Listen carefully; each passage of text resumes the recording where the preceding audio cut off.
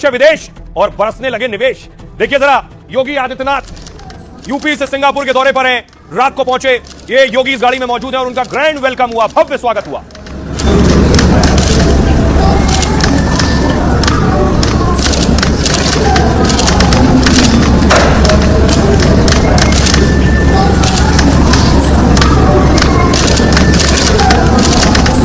Singapore की तस्वीरें देख रहे हैं, योगी जिस वक्त पहुंचे उनका स्वागत हुआ। इसके अलावा उसके बाद योगी आदित्यनाथ ने शुरू किया जिस मकसद से गए, एरो स्पेस सेंटर पहुंचे योगी, ये वो तस्वीर है। So they will go through this station and you understand about the engine, what is the engine, how to do the maintenance, and also the engines that bring the part that is being shipped out and how should we do the necessary service maintenance.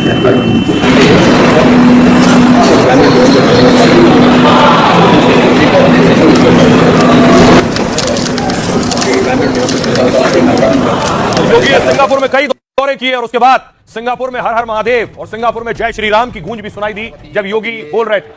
नमः पार्वती पतिये हर हर, नमः पार्वती पतिये, जय जय श्री राम, जय जय श्री राम, नमः पार्वती पतिये हर हर, नमः पार्वती। आप सुन रहे थे हर हर महादेव और जय श्री राम के नारे योगी ने लगाए। योगी उसके बाद बहुत सी कंपनीज के सीईओ से मिले, उत्तर प्रदेश के लिए बड़ा निवेश और रोजगार की तैयारी है। योगी लिमचाओ से मिले, टीओशी से मिले, डीबीएस बैंक के सीईओ डैन सुशैन से मिले योगी।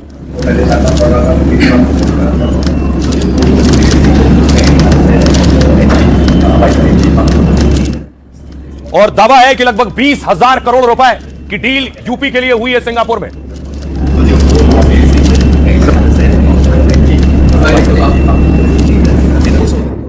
सिंगापुर में मौजूद योगी ने वहां यह भी बता दिया कि अब ब्रह्मोस मिसाइल लखनऊ में ही बन रही है और ऑपरेशन सिंदूर के अंदर जो ब्रह्मोस मिसाइल दागी गई थी ना, वो लखनऊ की ही है।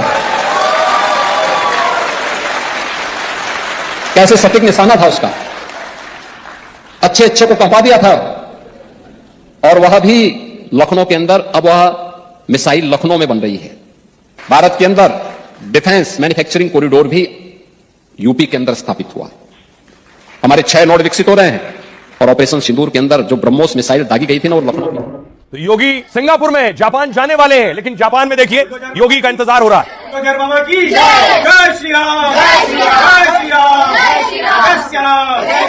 भारत माता की जय। उत्तर प्रदेश के यशस्वी मुख्यमंत्री माननीय योगी आदित्यनाथ जी के जापान प्रवास पर हम सभी उनका तहे दिल से स्वागत, वंदन और अभिनंदन करते हैं।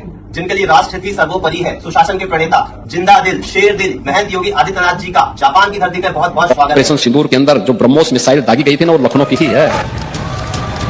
विदेश दौरे पर गए योगी और पहले ही दिन ऐसा कमाल किया कि सिंगापुर में गूंजने लगा हर हर महादेव। नमः पार्वती पतिये हर हर।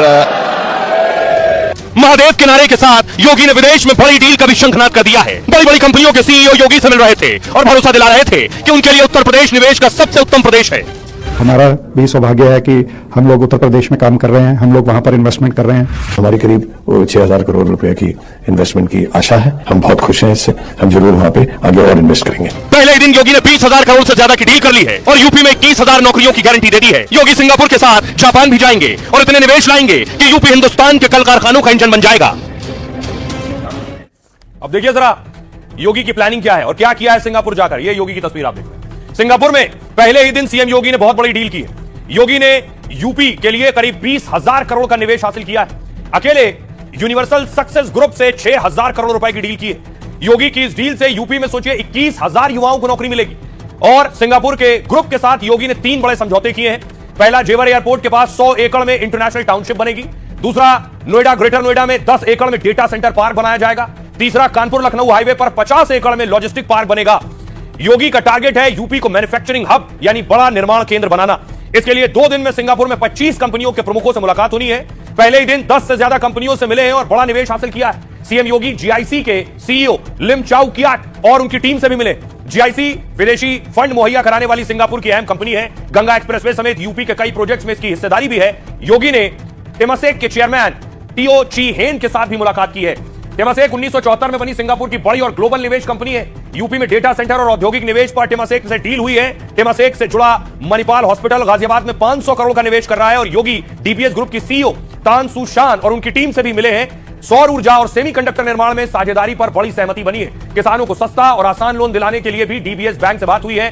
तो किसान और युवाओं का कल्याण भी उनकी प्राथमिकता में शामिल है। सुनिए जरा योगी आदित्यनाथ क्या कह रहे हैं और दूसरे नेता क्या कह रहे हैं। कि हमने पिछले 9 वर्ष के अंदर उत्तर प्रदेश की अर्थव्यवस्था को 3 गुना करने में सफलता प्राप्त कर दी है। यानी कृतज्ञता का भाव अपनी मातृभूमि और अपनी भूमि के प्रति जब होता है तो सफलता प्राप्त करने में देर नहीं लगती। हम लोगों ने उत्तर प्रदेश के अंदर जो पर कैपिटा इनकम है इसको लगभग 3 गुना पहुंचाने में सफलता प्राप्त की। इतना इन्वेस्टमेंट यूपी के अंदर वर्तमान में हम फिल्म सिटी भी बना रहे हैं, मेडिकल डिवाइस पार्क बना रहे हैं, फार्मा पार्क बना रहे हैं, अपैरल पार्क बना रहे हैं। कितना अभी तक इन्वेस्टमेंट आया है जो नए इन्वेस्टमेंट की तलाश कर रहे हैं? 40 लाख करोड़ का इन्वेस्टमेंट तो बता दीजिए ना, उसमें कौन कौन सा आया है? सिराथू में कौन सा प्रोजेक्ट लग गया है बता दे जरा सा, बताएं। क्या नाम उन्नाव में कौन सा प्रोजेक्ट लगा है? मुख्यमंत्री जी और भारतीय जनता पार्टी वालों ने नरेंद्र मोदी जी की जुमलेबाजी, छल और कपट सीख लिया है। इनको हजम नहीं हो रहा है जो मेट्रो का काम हो रहा है, आपके एक्सप्रेसवे के काम हो रहे हैं, आप रेल रैपिड चल रही है, नए नए तकनीकी के आधार पे जो व्यवस्थाएं चल रही हैं, इसको ये पचा नहीं रहे हैं। सपा हो चाहे कांग्रेस हो, ये दोनों लोग घबराए हुए हैं कि मोदी जी के विकास को लेकर के, कि मोदी जी जब सारा काम कर रहे हैं तो जनता तो मोदी जी योगी जी को देख रही है, योगी जी को काम को देख रही है। तो इस नाते अखिलेश जी बहुत परेशान। और ये आपको बताऊं, सियासतदान अपने अपने दावे कर रहे हैं। कोई योगी की काम की तारीफ कर रहा है, कोई योगी को फेल और फ्लॉप बता रहा है, लेकिन आंकड़े खुद गवाही देख रहे हैं। आंकड़े झूठ नहीं बोलते हैं, इन कोई सवाल नहीं उठा सकता। ये आपके सामने अखिलेश और योगी दोनों का डेटा है। 2016-17 में यूपी की जीडीपी 13 लाख करोड़ थी, 26-27 में 30 लाख करोड़ हो गई। इसके अलावा देखिए 2016-17 में प्रति व्यक्ति आय यूपी में 54,000 रुपए थी, जो यूपी में प्रति व्यक्ति आय 26-27 में 1,10,000 रुपए हो गई। कुल बजट यूपी का 16-17 में 3,46,000 करोड़ था, वो 26-27 में 9,14,000 करोड़ हो गया यूपी का बजट।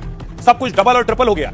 16-17 में शिक्षा का बजट यूपी में 28,000 करोड़ था, जो 26-27 में 1,13,000 करोड़ रुपए हो गया। कृषि बजट 12,000 करोड़ रुपए था, जो 26-27 में 1 लाख करोड़ रुपए हो गया। इसके अलावा टूरिज्म में बजट 1,000 करोड़ रुपए था, जो 26-27 में 3,500 करोड़ हो गया है।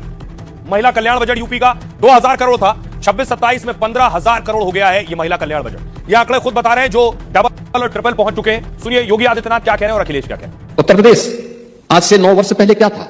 अव्यवस्था की स्थिति थी, दंगे, असुरक्षा, अव्यवस्था, अराजकता, ये वहां की पहचान बन गई थी। और पिछले 9 वर्ष के अंदर प्रधानमंत्री मोदी जी के विजनरी लीडरशिप में आज आपने देखा होगा उत्तर प्रदेश जो भारत की आत्मा का प्रदेश है, आज वह उत्तर प्रदेश उस विजन को जमीनी धरातल पर उतार रहा है। जो लोग भारत पर आरोप लगाते हैं कि भारत में भेदभाव होता है, लोग आपस में बटे हुए हैं, उन्हें भारत में प्रयागराज की धरती में समरसता के दर्शन करने चाहिए। जब महाकुंभ में 66 करोड़ श्रद्धालु एक साथ एक संगम में आस्था की डुबकी लगाते हैं।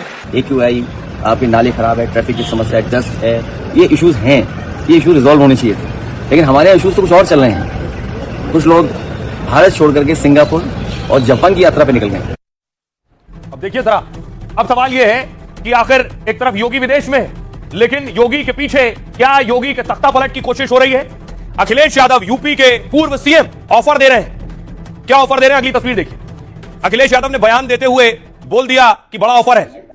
हम लोग ऑफर देते हैं, वो ऑफर रिवाइव करते हैं, ऑफर दोबारा 100 विधायक लाइए और मुख्यमंत्री बन जाइए।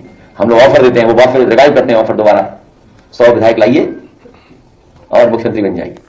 अखिलेश यादव कह रहे हैं 100 विधायक लाइए और सीएम बन जाइए, जब सीएम देश में नहीं है, यूपी में नहीं है। इधर सीएम योगी सिंगापुर और जापान के दौरे पर है और अखिलेश यादव योगी को कुर्सी से हटाने का प्लान ले आए हैं। अखिलेश यादव ने सीएम वाले एक ऑफर का खुला ऐलान कर दिया है। कहा 100 विधायक लाओ और सपा के समर्थन से मुख्यमंत्री बन जाओ, यानी बीजेपी से 100 विधायक तोड़कर लाओ और खुद सीएम बन जाओ। अखिलेश ने केशव मौर्य और ब्रजेश पाठक का नाम नहीं लिया, लेकिन बिना नाम लिए ही इशारों में कहा मन तो दोनों का ही है, जो लाएगा वो पाएगा, जो नहीं लाएगा वो क्या पाएगा। अखिलेश यादव ने कहा कि ये ऑफर 1 हफ्ते के लिए ही है, इसके बाद ये हमारा सीएम बनाने वाला ऑफर खत्म हो जाएगा। तो क्या योगी के आने से पहले अखिलेश सत्ता पलटना चाहते हैं? ऑफर के बहाने बीजेपी के कुछ असंतुष्ट विधायकों को उकसा रहे हैं, या फिर डिप्टी सीएम में सीएम बनने की महत्वाकांक्षा जगा रहे हैं। कोशिश है कि केशव या ब्रजेश योगी के खिलाफ मोर्चाबंदी करें। यह तीसरी बार है जब अखिलेश यादव ने बीजेपी विधायकों को ऐसा ऑफर दिया है। 2022 और 24 में भी अखिलेश यादव ऐसे ऑफर निकाल चुके हैं। अखिलेश यादव के सीएम के ऑफर पर बीजेपी ने हमला बोला, अखिलेश राजनीति और लोकतंत्र का मजाक उड़ा रहे हैं।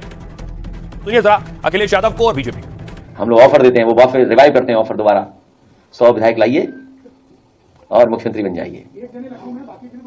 तो ले लिए हैं 100 विधायक, मन तो दोनों का ही है। जो लाएगा वो पाएगा, जो नहीं लाएगा वो क्या पाएगा। 100 का ऑफर फिर हो गया, इससे अच्छा वो क्या मिलेगा। अखिलेश यादव जी जब ये कहते हैं कि 100 विधायक ले और 1 हफ्ते के मुख्यमंत्री बन जाओ, वह राजनीति का, लोकतंत्र का उपहास उड़ा रहे हैं। उनको पता है कि वह अपने दम पर तो कभी अब मुख्यमंत्री बनने से रहे, इसलिए इस प्रकार के मुंगेरी लाल के हसीन सपने देखते रहे। किसी को सपना देखने से कोई तो रोक नहीं सकता है।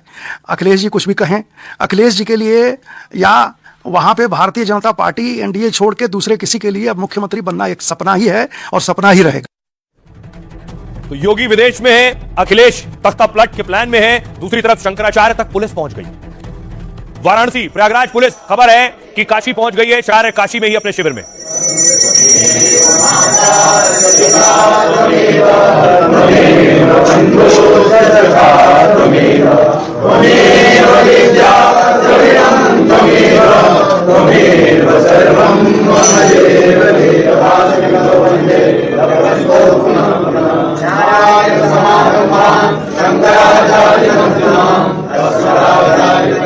और अब देखिए शंकराचार्य तक पुलिस पहुंची है, उनके जो भक्त समर्थक पहुंच रहे हैं, एक महिला पहुंची जो रो पड़ी, अपने आंसू रोक नहीं पाई।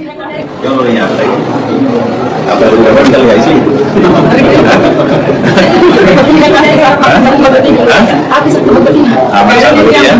अब ये है कि इनको जी हिजूर शंकराचार्य चाहिए सरकारों को, और जो ये चाहे वही बोले, जो कहे वही करें। हम लोग ये हिजूर नहीं बन पा रहे हैं, यही बात है। बनना उचित भी नहीं है, क्योंकि जो परंपरा है उसके अनुसार ही होने की कोई बात ही नहीं। ये तब जब आपका गुरु गड़बड़ हो तो आकर के अपना दिखाना है कि हम कितने गड़बड़ हैं। ठीक है, बिल्कुल। और अब देखिए जरा आखिर पुलिस क्या एक्शन लेने के लिए पहुंची है।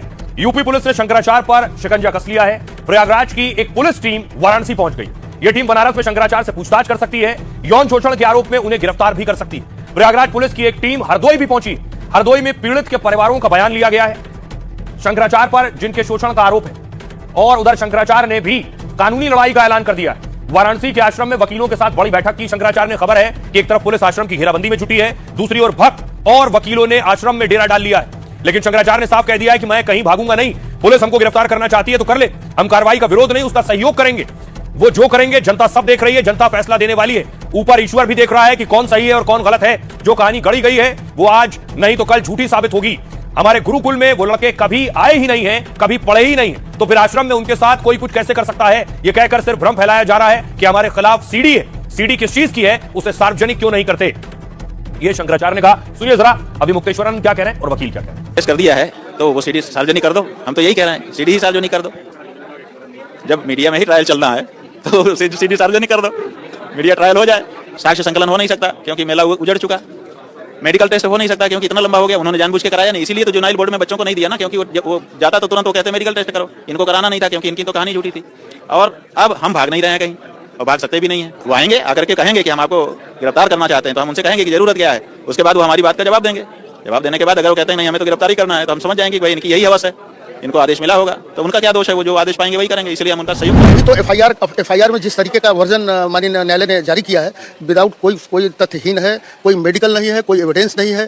अब विवेचना के आधार पर विवेचनाधिकारी पर डिपेंड करता है कि वो गिरफ्तार करते हैं। न कोई इलेक्ट्रॉनिक एविडेंस है, न कोई मेडिकल है। जैसा कि धाराएं जो हैं वो बहुत निम्न कोटि की धाराएं हैं, वो माननीय महाराज जी के मर्यादा के विपरीत प्रतिकूल।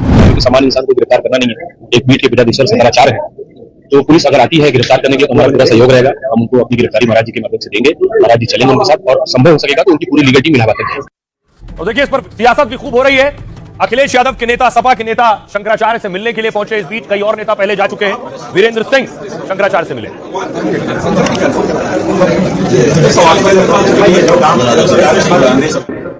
पुलिस वाराणसी पहुंची। अब देखिए सियासतदान क्या कह रहे हैं इस पर। अखिलेश यादव कह रहे हैं संतों का अपमान करके बीजेपी ने साबित कर दिया है कि पैसों और खुदगर्जी के अलावा वो किसी के सगी नहीं है। बीजेपी के लोगों की ये पुरानी कुकार्यशैली है। कुछ लोग भारत छोड़कर सिंगापुर और जापान की यात्रा पर हैं और हमारे धर्म के सबसे पूजनीय शंकराचार्य पर झूठा मुकदमा लगा है।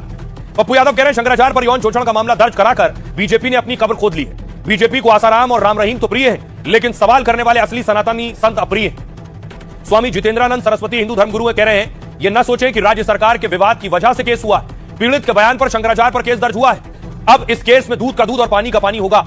अजय राय यूपी कांग्रेस अध्यक्ष कह रहे हैं शंकराचार्य जी हमारे लिए भगवान के स्वरूप है, सरकार उन्हें गलत मुकदमे में फंसा रही है, ये पूरे देश और सनातन धर्म का अपमान है। जगत गुरु परमहंस आचार्य कह रहे हैं इस पूरे विवाद से हम बहुत दुखी हैं। दुखी इसलिए नहीं कि शंकराचार्य जेल जा रहे हैं, इसलिए कि अब हर संत शक की नजर से देखा जाएगा।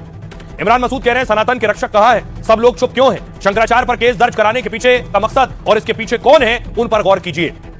सुनिए इन सभी सियासतदानों को क्या कहते हैं। दो डिप्टी सीएम उनके पक्ष में हैं, तो सरकार कैसे चल सकती है? तो लगता तो ये कि कहीं दोनों मिली जुली तो नहीं है कि डिवाइड एंड रूल की पॉलिसी रहे, लोगों को उलझा के रखें और शंकराचार्य जी को भी फंसा के रखें। दुख की बात है कि हमारे सनातनी धर्म के पूजनीय शंकराचार्य जी के साथ व्यवहार तब हो रहा है जब भगवाधारी हमारी मुख्यमंत्री। तो शंकराचार्य को भी नहीं छोड़ रहे, आपका राजनीतिक हित नहीं साधेंगे तो आपका इलाज कर देंगे, या तो आपके मुंह में। अब शंकराचार्य से बड़ा पद क्या हो सकता है सनातन के अंदर? और ये सनातन के नाम पर ढोंग करने वाले लोग उनके खिलाफ पूरा एक्शन करा रहे हैं। आज संत टकरा रहे हैं, ब्राह्मण टकरा रहा है, कथावाचक टकरा रहा है, एक दूसरे की आलोचना एक दूसरे के पैर खींच रहे हैं। मैं तो चाहता हूं कि स्वामी मुक्तेश्वरानंद और आशुतोष ब्रह्मचारी आपस में मिलकर के संवाद करके इस मैटर को खत्म करें। मैं बहुत दुखी हूं, और मैं दुखी इसलिए नहीं हूं कि मुक्तेश्वरानंद जेल जा रहे हैं, मैं दुखी इसलिए हूं कि आज हर संत संदेह की नजर से देखा जाएगा। सनातन के नाम पर भारतीय जनता पार्टी यहाँ तक पहुंची है, उसी सनातन के जरिए अब जो है कि धूल दूषित भी होगी। सनातन को मिटाने की बात की जा रही है और सनातनी ही आपस में इस प्रकार का आक्षेप प्रत्यारोप करेंगे तो यह दुर्भाग्यपूर्ण है। मैं सरकार से मांग करूंगा उच्च स्तरीय जांच होनी चाहिए, रिटायर्ड जजों का जो है नियुक्ति होनी। कलंक लगाने वाले ने जो किया है तो षड्यंत्र भी हो सकता है, उसके ऊपर भी वो कुपात्र भी है। सुना गया है कि जो केस करने वाला है वो अच्छा आदमी नहीं है, उसके ऊपर भी कुछ केस हुआ है। तो वो सब तरह से सब कुछ समझ करके विचार करके और तब निर्णय लेना चाहिए। अगली खबर भी यूपी से है। यूपी में लखनऊ यूनिवर्सिटी में एक बवाल हुआ, तस्वीर मैं आपको दिखाऊं। कैंपस में नमाज पर बवाल हुआ, लखनऊ यूनिवर्सिटी में नमाज हुई।